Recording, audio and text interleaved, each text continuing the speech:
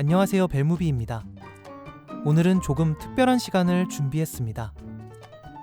그동안 BL 영화 속 흑인 캐릭터는 얼마나 조명되어 왔을까요? 2010년대 이후 흑인 BL 정체성을 섬세하게 다룬 작품들이 조금씩 늘어나고 있는데요. 그래서 이번 영상에서는 흑인 BL 캐릭터들이 중심이 되는 영화들을 준비했습니다. 이 영화들은 단순한 로맨스를 넘어서 정체성과 사회 속에서의 위치, 그리고 사랑 이야기를 담고 있는데요. 자주 조명되지 않았던 이들의 서사를 통해 우리는 또 다른 세계를 바라볼 수 있지 않을까 생각해 봅니다. 지금부터 마음을 흔드는 흑인 BL 영화들을 함께 만나보실까요? 그럼 시작하겠습니다. 여러분 구독, 좋아요, 알림 설정 아시죠? 부탁드립니다.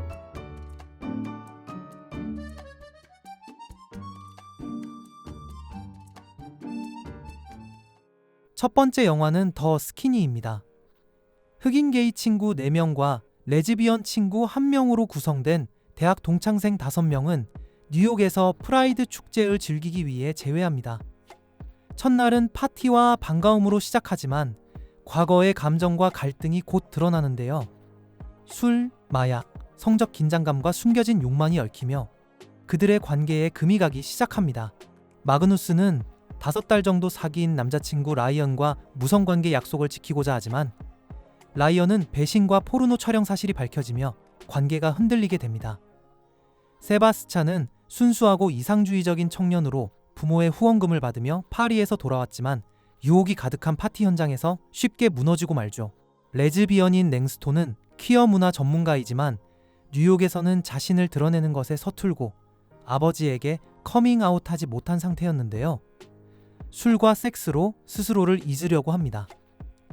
조이는 백인 중심 사회에서 소외된 삶을 살고 있으며 경제적 어려움과 일자리 문제, 미래에 대한 불안 속에서 친구들과 갈등을 겪습니다. 이 영화는 동창생 5명의 삶을 통해 미국 흑인 퀴어 커뮤니티의 삶을 유쾌하지만 현실적으로 그려낸 작품으로 다양한 캐릭터를 통해 퀴어 청춘의 복잡한 감정과 선택을 보여주는 작품입니다. 두 번째 영화는 나즈와 말릭입니다. 브루클린을 배경으로 2명의 흑인 무슬림 10대 게이인 나즈와 말릭의 하루 동안의 삶을 보여주는데요. 이 둘은 거리에서 복권과 향수를 팔며 용돈을 벌고 동시에 잠재적 연인 사이지만 공개적으로는 친구처럼 행동하며 성적 정체성을 비밀로 유지하고 있죠. 두 사람의 은밀한 행동과 사소한 사기 행각이 우연히 FBI 요원의 감시망에 걸리면서 감시를 당하기 시작합니다. 나즈와 말릭은 자신들의 동성애 관계를 가족과 공동체로부터 숨겨야 하는 동시에 FBI의 감시를 피해야 하는 이중적인 압박에 시달리는데요. 그러면서 둘의 관계는 점점 갈등과 균열이 발생합니다. 말릭은 자신이 원하는 만큼 나즈가 자신을 받아들이지 못함에 상처받고 불안해하죠. 이 두 사람은 정체성과 신앙, 그리고 사회적 시선 사이에서 갈등하며 성장하는 모습을 섬세하게 그려냅니다. 이 영화는 특별한 극적 사건보다는 두 소년의 대화와 일상적인 모습을 통해 그들의 내면적 혼란과 관계의 복잡성을 보여줍니다. 세 번째 영화는 플레이 더 데블입니다. 트리니다드의 작은 마을에 가족의 기대를 한몸에 받고 있는 고등학생 그레고리는 의대 진학을 준비하는 모범생입니다. 하지만 내면에는 예술에 대한 열정과 말 못할 감정이 자리하고 있는데요. 어느 날 그 앞에 부유한 중년 남성 제임스가 나타나고 그는 그레고리의 재능과 삶에 점점 깊이 개입하기 시작합니다. 제임스의 관심은 처음엔 후원처럼 보이지만 시간이 지날수록 제어와 압박으로 바뀌고 그레고리는 그에게서 벗어나려 애쓰지만 쉽지만은 않습니다. 가족의 기대, 종교적 규범, 그리고 자신조차 마주하기 두려운 감정 속에서 그레고리는 점점 숨이 막혀오는데요. 결국 지역 축제 카니발의 악마 가면 뒤에서 자신의 분노와 진실을 마주하게 됩니다. 과연 그레고리는 제임스에게서 어떻게 벗어날 수 있을까요? 그리고 진짜 악마는 누구일까요? 이 영화는 사랑과 통제, 계급과 욕망, 종교와 정체성 사이에서 흔들리는 한 청소년의 내면적 충돌을 트리니다드의 카니발과 상징적 의식으로 강렬하게 그려낸 작품입니다. 다섯 번째 영화는 시케이다입니다. 뉴욕 브루클린에서 사는 벤은 마치 자동 반복처럼 이어지는 하루를 살아갑니다. 낮에는 텅 빈 직장에서 일하며 밤이면 무의미한 섹스에 빠져들고 채워지지 않는 허전함만이 남는 삶이었죠. 그러던 어느 날 서점 앞에서 샘을 만나면서 모든 것이 바뀌기 시작합니다. 샘은 조심스럽지만 진실된 태도로 벤에게 조금씩 다가갑니다. 두 사람은 서로의 상처를 조심스럽게 드러내며 조금씩 연결되기 시작하죠. 벤은 어린 시절의 학대와 트라우마를 털어놓고 샘은 흑인 게이 남성으로서 겪은 PTSD와 가족 앞 커밍아웃 문제를 이야기합니다.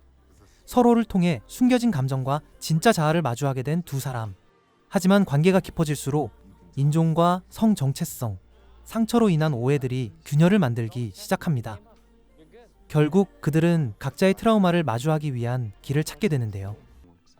마지막 장면은 여전히 끝나지 않은 이야기처럼 여운을 남긴 채 끝이 나는데요. 서로의 존재만으로도 성장과 치유가 가능하다는 게 존재할까요?